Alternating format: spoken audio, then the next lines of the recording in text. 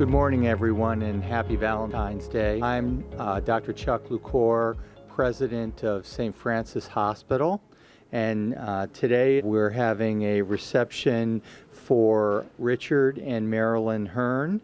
You know, Valentine's Day, being a specialty cardiac center, is a very important day for us when we can highlight bringing our healing mission to our patients around exceptional cardiovascular care. The story starts in 2013 with care provided by Dr. Burkow, and I'm going to pass the microphone to him.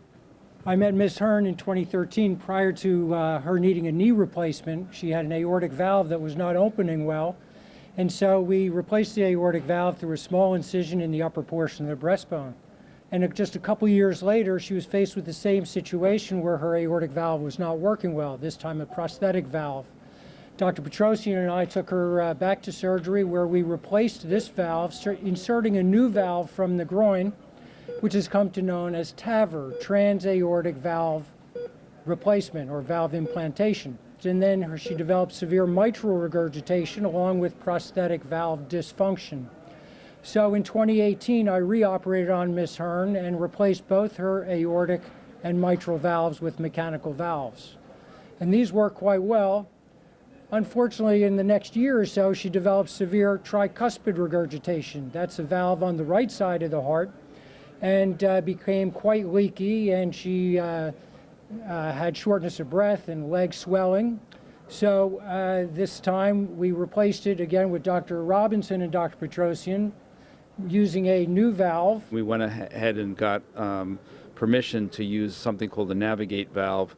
At the time that we did that, there were only about 30 that had been implanted in the world.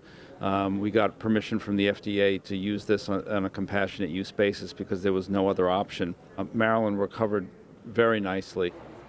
Subsequently, we met Richard, and he was having problems with his aortic valve, needed a hip replacement. In preparation for that, we were, as a team, able to implant a transcatheter aortic valve so that he could then proceed with the hip replacement. Between the two of them, they now have 4 new valves. I was in St. Joe's Hospital, and they did an echocardiogram and discovered I had advanced aortic stenosis. They sent me to St. Francis. I met with Dr. Petrosian and Dr. Robinson. 2 weeks later, they did the surgery for the aortic stenosis, at which time they put a cow valve in. I've felt tremendous since the surgery. I didn't skip a beat. It was great going back to work. I'm extremely grateful to this hospital, everybody here. I never had a bad nurse, I never had a bad PA. They all so attentive and they all take care of me. I just want to make a toast to everybody. Thank you so much.